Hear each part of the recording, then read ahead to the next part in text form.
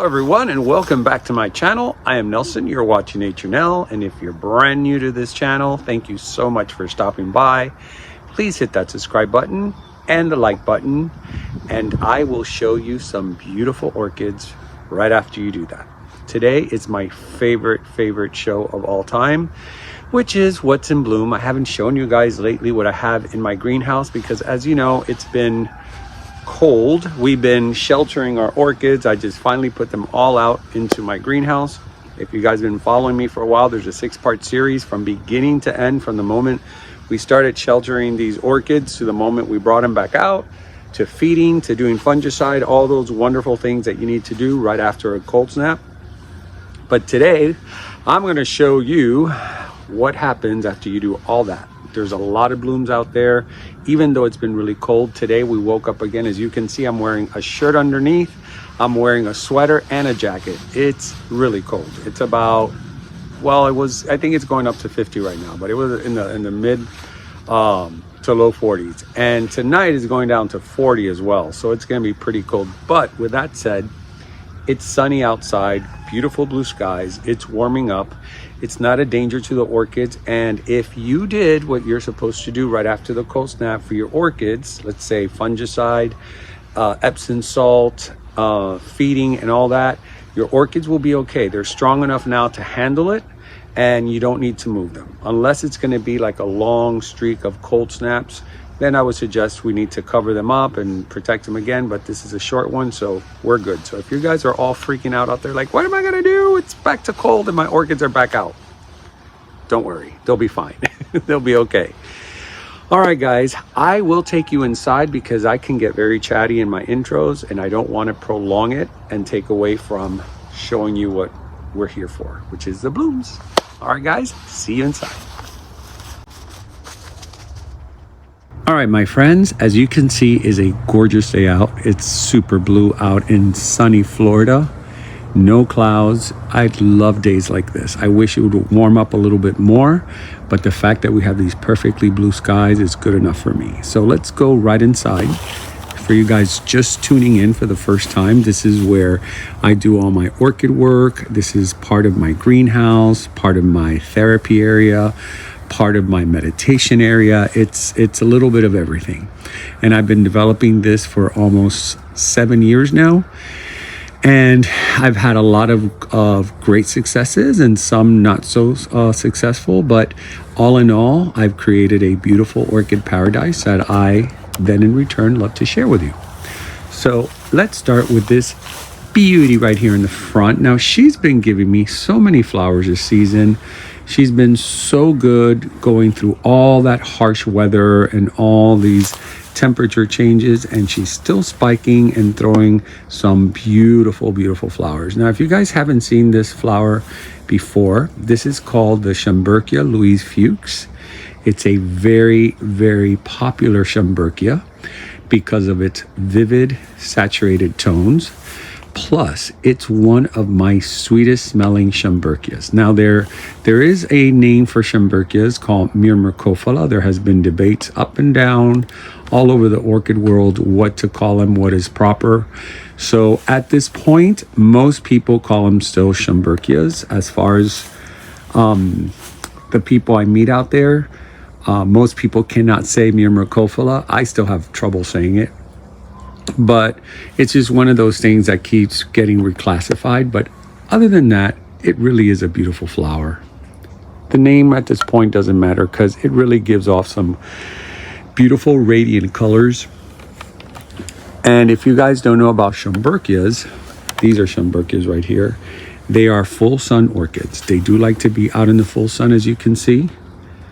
And they will shoot massive spikes. Now, the more out to the sun you have them, the shorter the spike will become. If you keep them in a place, let's say if I were to put this Schomburgkia over there, this spike would probably be double in size because it'll try to come out and look for the sun.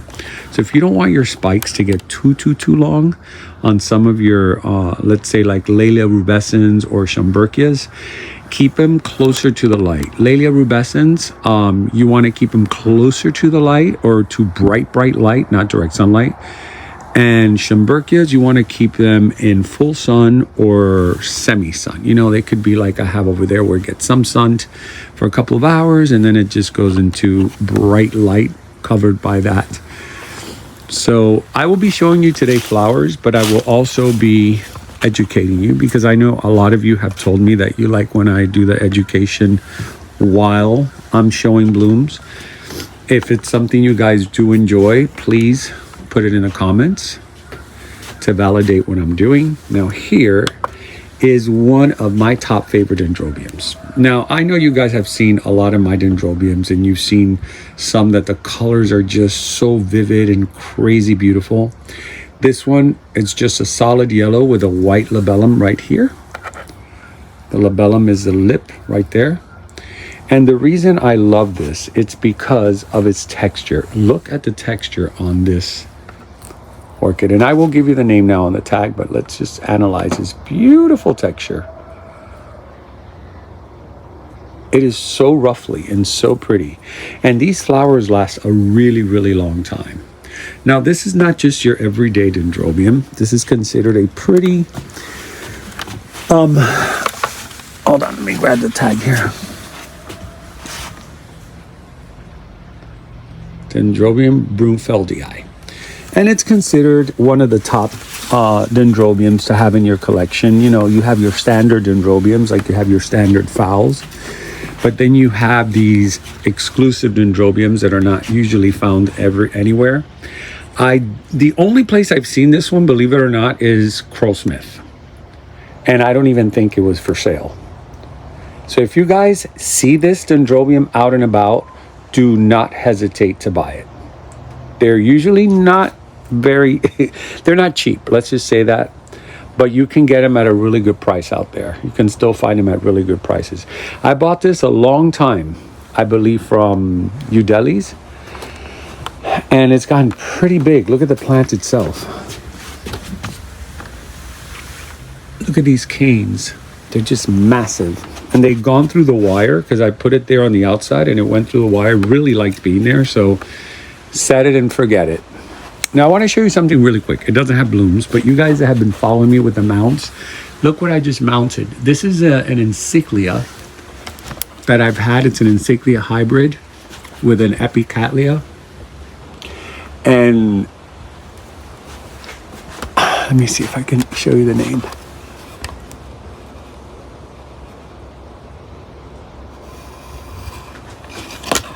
Isn't that gorgeous? So I put it on this wood mount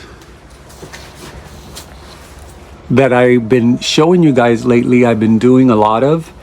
This one was on a mount. If you can see right here, this mount just got so disintegrated. I got this a while ago from the orchid supply store in Georgia, but unfortunately the mounts did not hold well. After a while they started rotting away.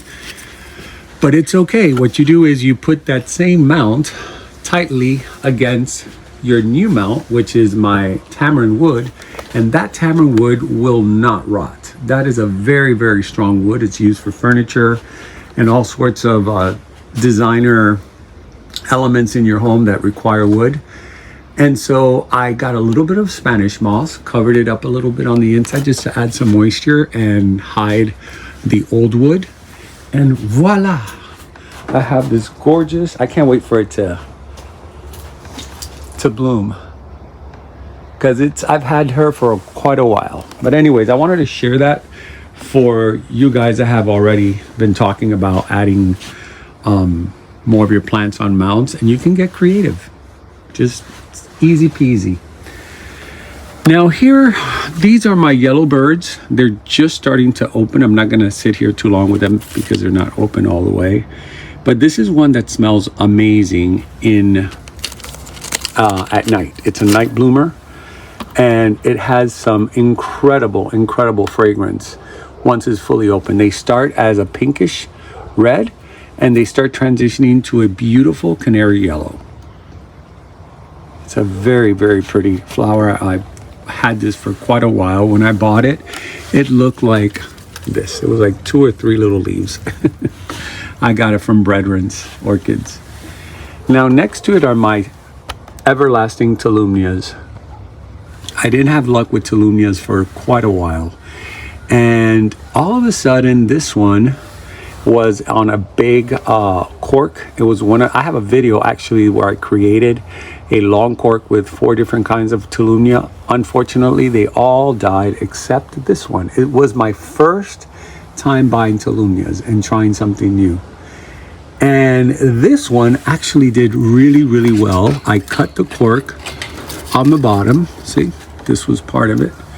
And just left it as one piece. That's the actual name for this, because they look like birds. You see them like little wings and tails, and so they call it the bloody bird. And then the one next to it, somebody had told me that this was tagged incorrectly. Red spread. But it's the tag it always had, so I keep it as that. But I love it because it has what? Cranberry and yellow. And this was put on a guava branch. So the fruit, the guava fruit, this is the branch, and that's also a very good wood for your orchids. If you're going to use wood for your orchids, guys, try to use, or branches, try to use stuff that doesn't decompose. Do your research. Don't just grab any branch or wood off the side of the road and say, oh, it's pretty enough for a mount. Because number one, you may introduce pests into your collection. And number two, it may just rot away after a year and you'll have to remount it again. So try to get things like cork or fruit branches that really last a long time. Oak is also very good. So do your research before you just grab any old wood. Now this, I want to show you something that's very disappointing. Right before the big cold snap, these were in buds. They finally opened, but look, they're opened all weird. The petals like don't really look, and no, it's not a virus, guys. This is actually how the flower is, but the shape of the petals is what I'm worried about. And it could be also thrips. These open now, and notice that they're much better. These don't have that problem. They're really beautiful. And this, I don't have a tag, unfortunately, but I know where I got it from. I got this gorgeousness at none other than Pam, Orchids in Bloom. Which, by the way, I'm going to be having something very soon for you guys from Pam. You want to stay tuned because it's going to be really exciting. All right, for all of you who've just tuned in my channel for the very first time, this is my greenhouse, my main greenhouse. I have a couple of smaller ones, but this is where I keep most of my beauties. I keep a lot of orchids and also philodendrons, any aeroids, you know, that I like, I bring here and I collect them. And it's just a magic spot. It is covered by a black screen that holds 70% UV out. And then from here all the way to the end, there's a top tarp that holds rain from coming in. We kept this open because I do like some of my plants to get wet. So I could just move them when it's raining, the ones I would like to get wet with rain, and then move them back. So I control the water that falls on them. So let's start with my pride and joy, my Paphiopedilum section. This is my Paphiopedilum section. And I gave it a try for the first time. This was probably the first one I bought. And it was from Ophi's, from one of the brothers who used to have gorgeous Paphiopedilums. He sold them, I believe, all of them at, I don't think he has any more left from back then. But anyways, I gave it a chance. I bought this at Ophi's. This is a, hold on, let me move it a little bit. So, Zycleon has Rothschildianum with Pinocchio. And you'll see Rothschildianum a lot in Paphiopedilums because the Rothschild, I forgot who it was, a family member who was really into orchids. They started naming a lot of the orchids way back in the day after their last names because they discovered a lot of these orchids that were brought back to to Europe and got classified. Because back then it was pretty much only the high elites, the royal families that could afford to have an orchid, because number one, most people did not know how to grow these. And number two, who had the money to build a massive greenhouse and temperature control if it wasn't the royal family? And here is another one that I truly love. I got this from Lady Vanda. I've spoken about this many times. This is the Mount Toro. An absolute beauty when it comes to Paphiopedilums. And I got this one right around the same time I got the ones at Ophi's. I started going through a little Paphiopedilum craze. And little did I know I was going to do very well growing them here. Here's some more. Try to show you guys up close and personal so you can see some of that beautiful detail. Because Paphiopedilums, when you look deep into their details, they're just absolutely stunning. With all those stripes and the little tassel petals that it pushes out. I call them tassel petals because these petals are just way too too long to look like regular petals. So yes, Serena, owner of Lady Vanda, I know you watch my videos. Look at your baby, how big it's gotten. And she sold it to me. It was really tiny. It was, I would say, I think it was about the size of this when I first bought it. And it's done really, really well. Now I'm hoping that my other paths shoot something for spring, because I have some really, really cool Paphiopedilum flowers that I can't wait to see bloom again. They only bloom once a year, but when they do, boy, are they exciting. So let's go in through here. Let's go in through this side because we have a lot on this side to show. Like these gorgeous Cattleyas. Look at this, guys. When I saw this open, it put a smile on my face. It almost looks fake. These colors are so saturated. On the lip especially. That fuchsia against yellow. Come on. It's like nature rocks. What a great combination of tones, right? And I got this one, again, I got this one at Pam's, but I'm so sorry, guys. I will have to tell you, due to the crate, and I have them all like in a plate. It's going to take me a long time. When I was cleaning this place, due to the winds and all the crazy weather we had, I had a handful of tags that somehow were all over the floor. As much as I try to keep them safe, they break, they get brittle, they fly off. And I don't have the name of this Cattleya. If I can get it through Pam, I will put it underneath. But other than that, if you want it, just screenshot it and send it to Pam, and she'll know right away. She's really, really good at that. Now this one comes from Carl Smith. And this one's brand new. This was from my haul at Miami this year. And it had some buds. And I do have the name of this one. It's an easy name. The Empress of Mercury. And I got this because Laz kind of convinced me to get it. Look at what a cool looking Cattleya this is.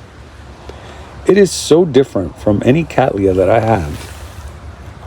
And yes, the cold weather, I have noticed, affects the opening of the flowers. I do notice that because in some of my Cattleyas, the sepals, these back here, they don't open all the way. They kind of like fold in. These are supposed to be kind of fully open, but these are folded in, and I do believe is due to the cold weather, because I've seen this in other Cattleyas. When it opens in the cold weather, that tends to happen. It's unfortunate, but you know what? At least it's open and we can smell it. It smells delicious. Can't wait to see this open. This is a sight to see. This is the Golden Tiger. If you guys saw the Fort Lauderdale show, it was the flower that went from yellow to like a bright orange, reddish orange. So I am stoked to see how yellow they are. I can't wait to see them all open. And they have a lot of flowers. This is still blooming. This is the one that won my second place over at the Fort Lauderdale Orchid Show. And it had like 4 beautiful spikes. This is the last one left. This one was in bud when it was judged. So it's still blooming, as well as this golden wax. Now you guys saw this when I did the Tamiami haul.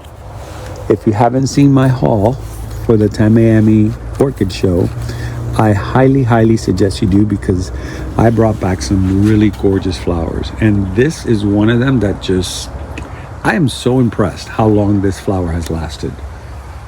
Because let me see, what is today? We're almost at March. We're only a couple of days away from March. And I bought this on the 2nd week of January, and it was already open. So look how long that flower has lasted. Hey buddy, how you doing, Batman? This is my one of my 9 cats. This is Bruce. Hey Bruce. Psst, psst. Batman. He looks like Batman, so I named him Bruce.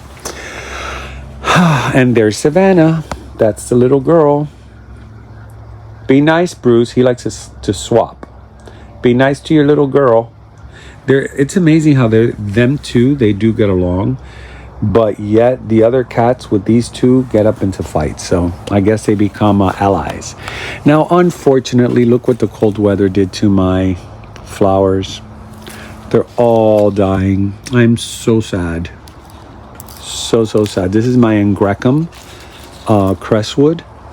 It was absolutely gorgeous not even 2 days ago. But with this cold snap, it really did a number on my flowers. And I think it still has, it still has fragrance, which is amazing because it's usually only fragrant at night. But this is a crestwood. Here, let me make my job easier. That way I don't have to do too much typing.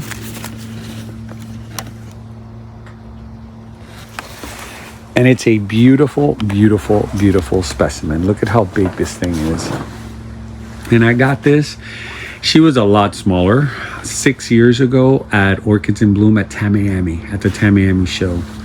And the one thing about Angraecums is that you don't want to oversaturate their medium with water. Don't get me wrong, they do like moisture, but don't oversaturate it. Make sure there's enough drainage.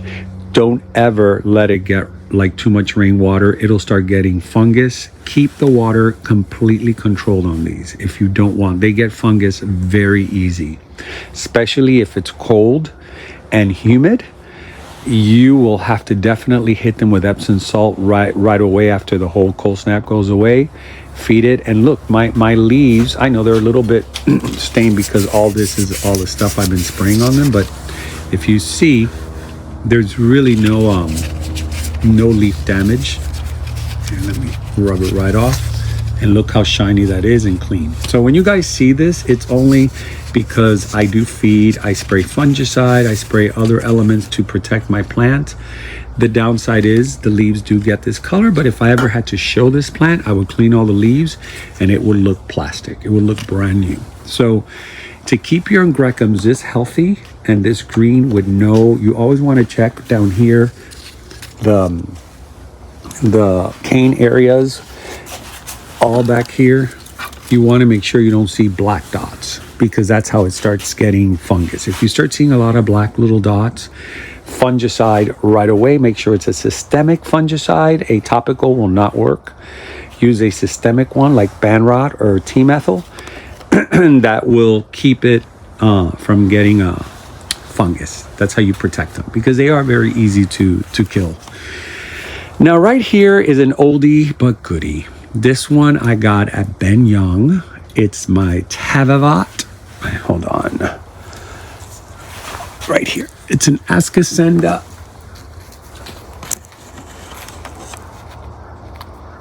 Tavivat, and it is a joy to smell. This flower, we call it the fruit punch flower because it smells just like fruit punch.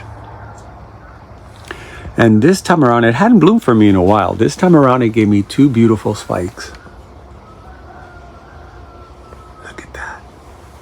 My God, we're at 22 minutes already. And there's so much to show. It's going to be a 1 hour show. I haven't given you guys a 1 hour show in quite a while. I've been giving you a lot of 20 and 30 minutes. So I think it's due for a special long edition. Now, right next to it is from Moats. I bought this recently. I paid $100 for this Vanda. And normally I don't splurge like that, you know, like on an orchid. Just, you know, because it has to be really special. And this one, I just fell in love with it. It had 2 major spikes, and actually had 2 major spikes on top and one down here in the new one. See? Well, those spikes died off, the blooms, and it just shot another spike. So it was the best $100 I've ever spent in my life, because it is an orchid that blooms constantly. If you look at the old spikes, look how many spikes it has. All those are spikes. And that was one of the main reasons I got it. I said, this is an orchid that will always be showing off flowers, giving me great color and fragrance in my greenhouse. And how can you not love that yellow and pink combination? It's just adorable.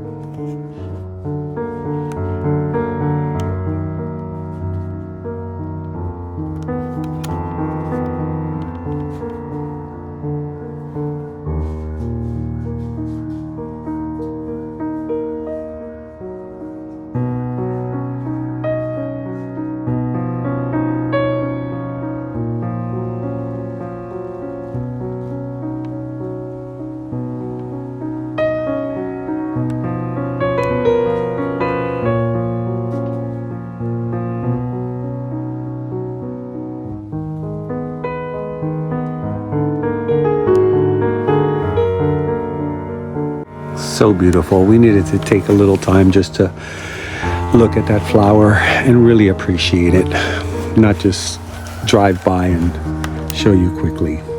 Like this one, the green hair pig. This is a very popular flower. You guys that know, you know, this is one of those that just has a beautiful lime or fresh sweet lime fragrance, like early in the morning. But look at that little pink labellum. Isn't that adorable? And all this little fuzz. Now, I thought I tagged this one. Hold on. I thought I had just tagged it, but I guess I didn't. I did tag it for the show, as a matter of fact. That's strange. It must have fallen off on the way back. So it had 3 flowers. It's down to 2 flowers. This is the latest one that opened. But my favorite thing about this flower is that little pink spray, that flare right on the edge of the lip of the labellum. Or should I say the lip of the flower? That was redundant. So anyways, I did enter this one. Unfortunately, it did not get any ribbons, but it's still a beautiful, beautiful flower. It's so gorgeous. I love this. And I like the way that I hung this with the long, I love those long hangers. It just looks very chic. All right, there's nothing blooming on this side. Sorry to take you guys out of this area so quickly, but there's nothing there to show blooming. Let me see. On this wall, no, there's nothing here. But I do have something extremely special and very rare to show you, and it's right here. Check this out. Now, if you guys were or have seen my video at the Boca show, we were talking about this flower. Somebody who was carrying, was it Soto? I think it was Soto that was carrying it. This is not from Soto. Let me give you the name real quick. Get that out of the way. Now, I think Soto had him, but I got this from Smiley. I got it about almost 2 years ago. It was the very first, it was the Wellington show in West Palm Beach, I think it was. And It is what is now today the amazing Thailand show. And Smiley had this. And she told me, you need to have this in your collection because it's a very rare flower. And you know what? She's right. I haven't seen this much about out and about when I go to the shows. So it's definitely one of those that if you can get it, grab it. It's a great dendrobium. And it's very easy to care for. Like, I've done nothing. This is exactly how she had it. I didn't replant it or anything. And it's grown a lot of roots. Now, I have hit it a little bit with the root growth just so it establishes well. And that's why you're seeing so many roots sticking out like this.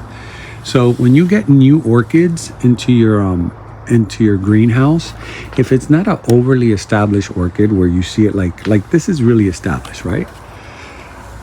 If you see it like there's no roots showing, you want to start hitting it because you want to see roots coming out, because that makes the plant stronger, and then it'll bloom for you when it's due for blooming, for its blooming season. But very happy with this flower. Love the sophistication of it. It's minimalist. It's not an overly textured or colorful flower, but yet it just gives off so much beauty. So if you guys want to try this out, give Smiley a call. I believe she may have more of these, or in the next show, stop by her booth and see if she has any. Like I said, at the Boca, I can't remember exactly who had it. I think it was Soto. I'm almost positive it was Soto. I was trying to film it, but their booth was so packed that I couldn't get to the flowers.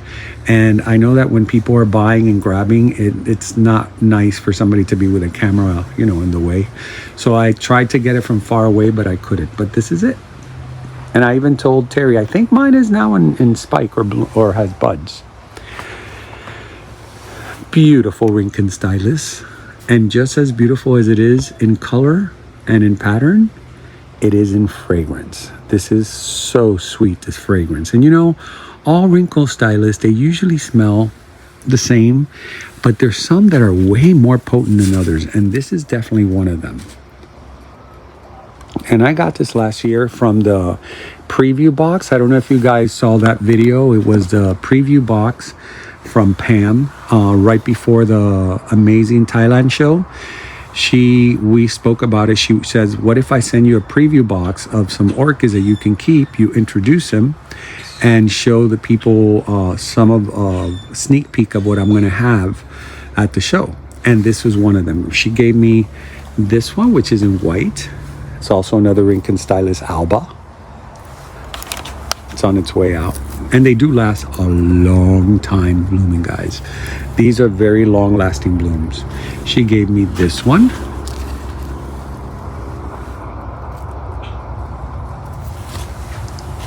And this beauty right here. And as you can see, this was the last one to bloom, so the flowers obviously are way fresher.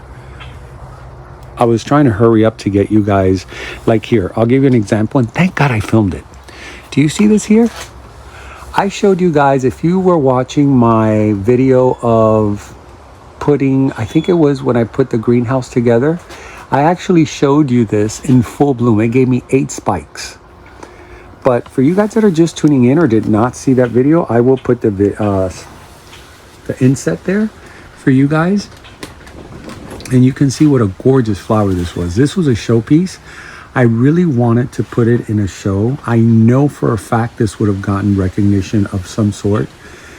And it just didn't make it. It happened during the really cold spell. I had to bring it inside my house because I was afraid that all the flowers would get either burned from the cold or damaged. So it was inside my house, showing off its beauty, and it was wonderful to have because the fragrance is so intense. It has this incredible, it's like a spicy mint floral fragrance. It's hard to describe, but really, really delicious. But anyways, I thought I'd share that even though it's not in bloom right now. Now moving on to my Vandalier. This is my chandelier made out of mini Vandas from Moats. And lo and behold, look what it gave me. And it hasn't even been on there, I would say, a month and a half, maybe 2. And this one, this beauty here, I love Moat's Vandas. They're just so cool. What I don't love is when I'm trying to show you a tag and it's all inside. Hold on. Hold on. Let's see how we do this. If I have to rip all that Spanish moss out, I'll do it. There we go. That's the name. Very, very pretty flower. I love it. Such a bright yellow with that beautiful fuchsia. And then these already gone, unfortunately. It was blooming on this side as well, but I didn't get there on time. These are on their way out. I did show this. This was a beautiful spray of flowers, but I'll show you again. This is it's not a very common orchid. I would say it's kind of rare to find right now, but it's not hard to find. It's a mix between a Seidenfidenia matrata and a lamelata. And this is what you get with these amazing curved, thin spaghetti leaves. Now, Wendy told me the actual name of this, and I forgot. So I'm going to have to reach out to her and see if she can give it to me so I can put it on the bottom. And I even told her, oh, the name reflects the flower. Was it Pinky or something? No, I don't think that was it. I'm making that up. Vanda Pinky is a species. Wrong Vanda. Hey, Mama, you're getting a little warmth there? She loves that spot. That's her little hangout spot. Mama, you look so gorgeous there. You look so rested.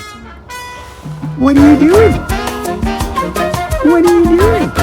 You look so beautiful, Mama. Little Savannah. I love when they curl their little paws inwards like that. All right, guys. Now, let's go to one of the Orchid Society members, the Bubblies and Orchid Society member, Judier. This is one of his favorite, the JVB.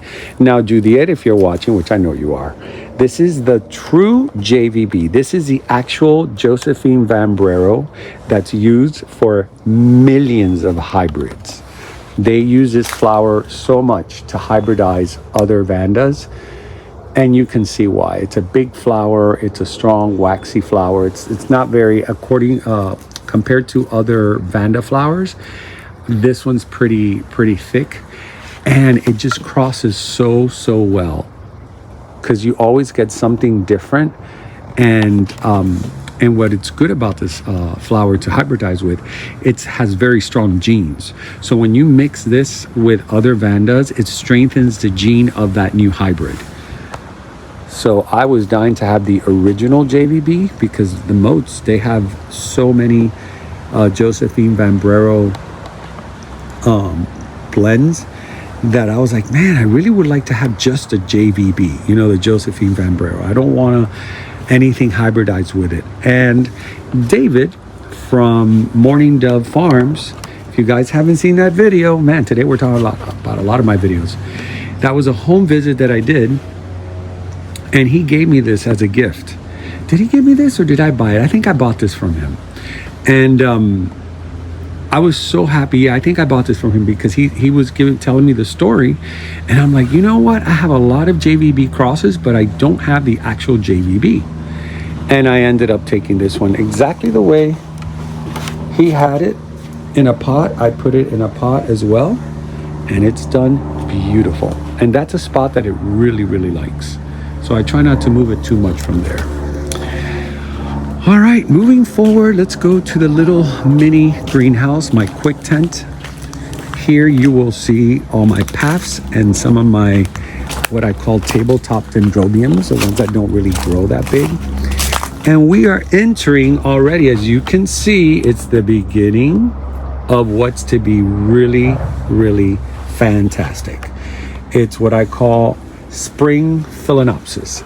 In spring, early spring, phals will start blooming all around, and as you can see here, there's spikes everywhere. They're just starting to open. I think the cold weather has really got them to push out a a lot of spikes.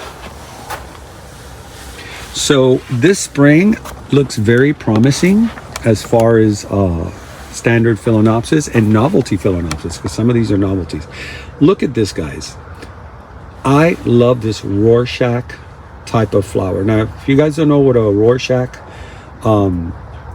thing is, it's what they use for psychological studies. They show you an ink spot and they ask you, what do you see? Some people see a rabbit, others see a butterfly, others see elephants.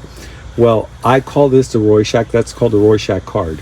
I call this that because it reminds me of that ink spot test that they give in the psychological testing. Such a beautiful flower. When it's all open, it's a showpiece. Just really, really pretty. And I know that you've seen a lot of these out there, but to tell you the truth, this one in particular, I've never seen him like this, like the actual white looking like that, so perfectly splattered in the center. It's absolutely beautiful.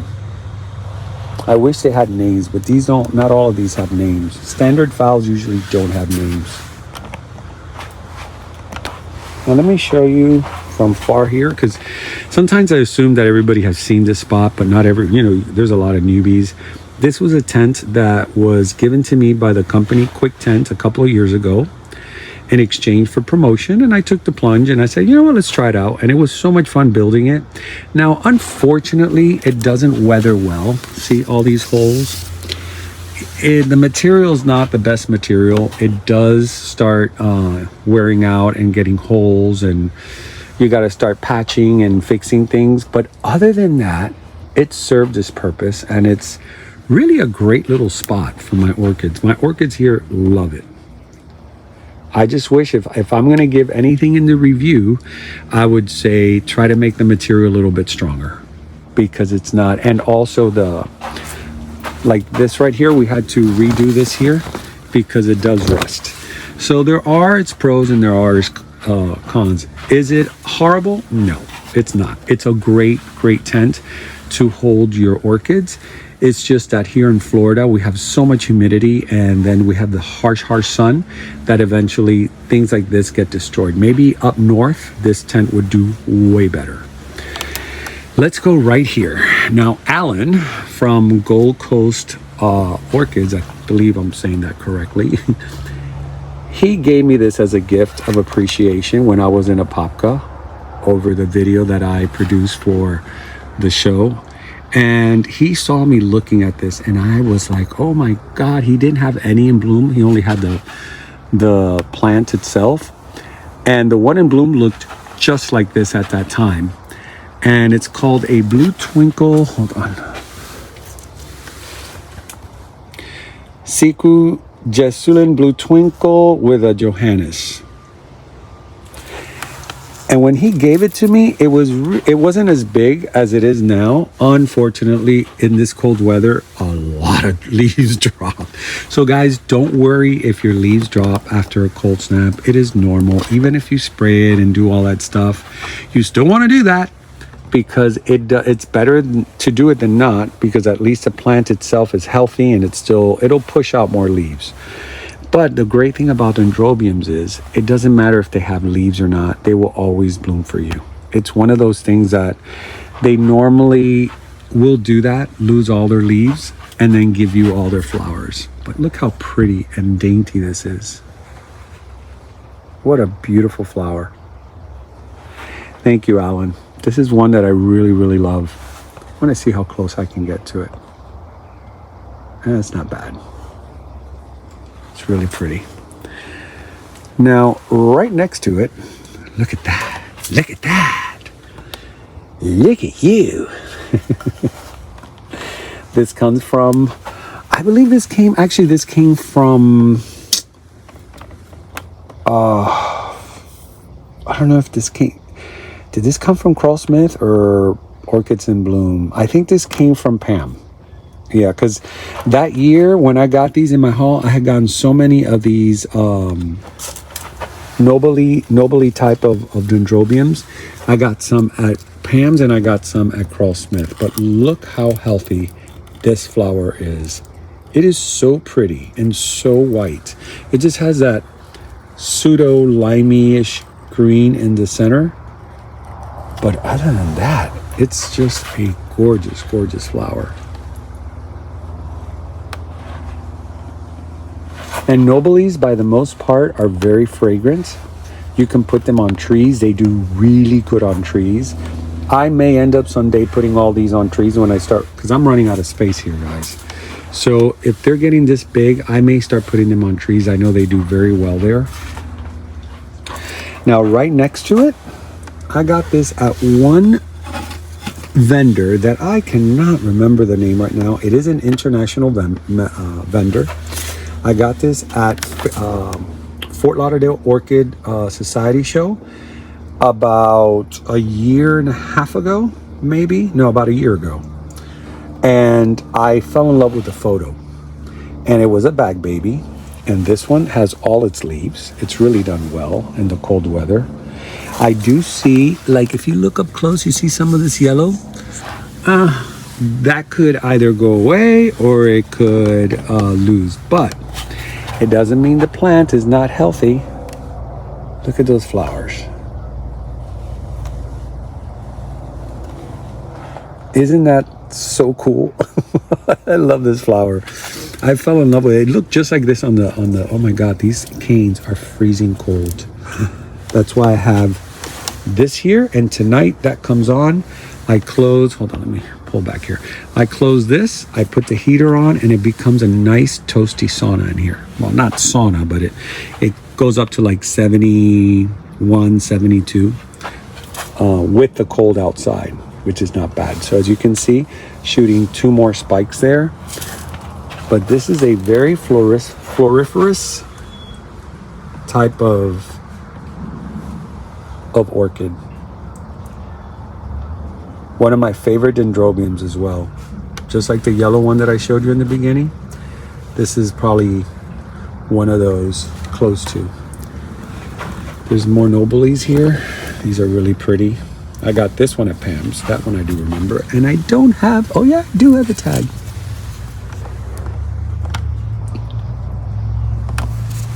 So cute. It's a tiny one.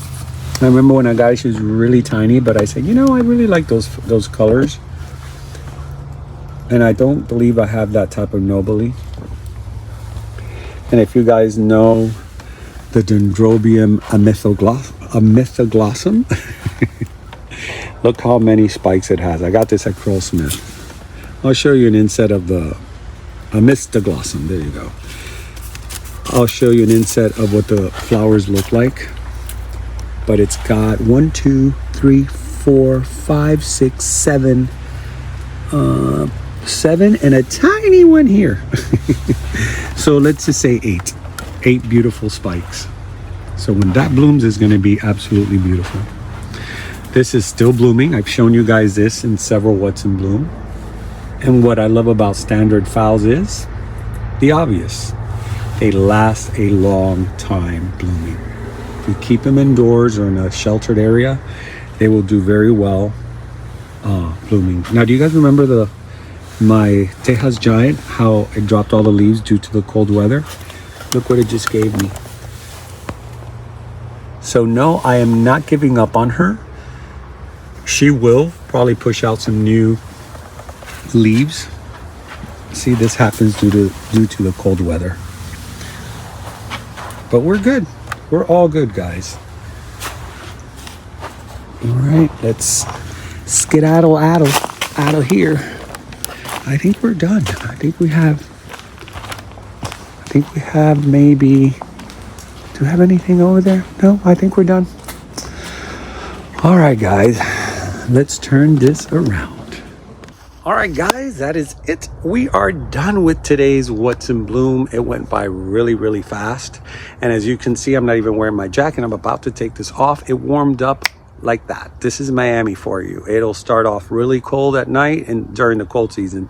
And then it just gets so hot you need to be in a tank top and shorts. Seriously, I'm about to get in a pair of shorts and a tank top. It's really warming up. Not complaining. I love this weather. I love Florida. I love everything about the state that I was born in. Truly, I've lived in other places. I lived in Chicago. I've traveled in many places around the world, and there's no place like home. I love my state so much because it is full of nature. It's the one thing that fulfills me truly, truly. And I've been to California, which is my second best place in the world. I've been to Brazil, full of nature, but it's just that I have it right here in my backyard. So it is time to go back to tank tops and shorts and start enjoying that gardening, at least for a little while. So I hope you guys like what I had to show you back there. There's plenty of more, as you can see, coming in the future. And there's plenty of more shows coming in the future. Now, I've already talked about them in several videos. I'm not going to go through the whole lineup. At the very end of this video, I will show you what's coming up, and I will be at most of them. This weekend coming up, I don't know if I'll release this. Wait, what's today? Today is Wednesday. So yeah, I may release this video right before my next excursion, which will be the Sawgrass Orchid Show and the Miami Beach Botanical Garden Show. They run simultaneously.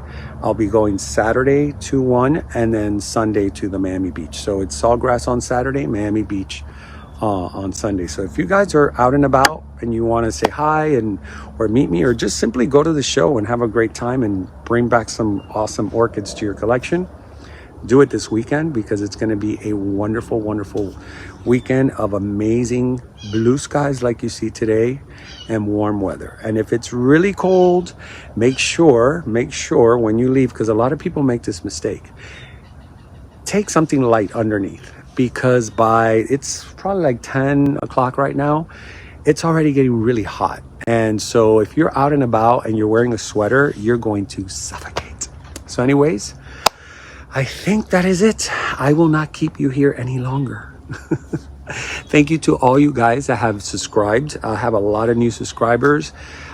Please hit that like button. You have no idea how much that helps. There's another button right under that says hype. In case you guys don't know what that means, when you hit the click hype, you raise our videos in our search engine. So when you do that, you make the video more accessible. So in the search engine, so when somebody's looking on Google for orchids and videos, you help that YouTuber be in the forefront of that. As a matter of fact, I just got a little message today saying, congratulations, your weekly recap. And I was laughing because it had Melissa Loves Orchids. And it says, you helped Melissa Loves Orchid raise 4.2 thousand hype points. I'm like, really? Did I hit that many? But I guess that was in total. But it says that in my weekly recap, that's what I did the most of. So if you guys have the opportunity, hit the hype button. It helps us a lot. It doesn't cost you a penny. All this work we do, believe it or not, it costs us money, and many times we do these videos and you guys get to watch it for free.